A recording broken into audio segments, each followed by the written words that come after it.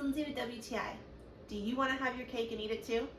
Well, when it comes to kitchen storage, you can have that with this Yaheetech island.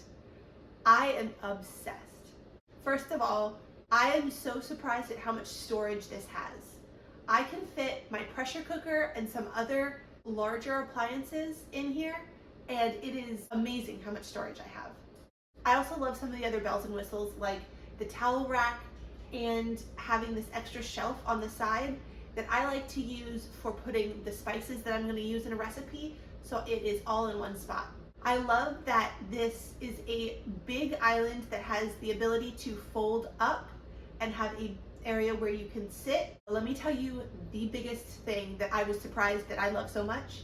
It's that it's on wheels. This is the coolest thing, because wherever you are in your kitchen, if you have a small kitchen and you need it to be out of the way, or if you have somewhere where you want it to be closer to the fridge for a minute and then closer to the stove, this works perfectly.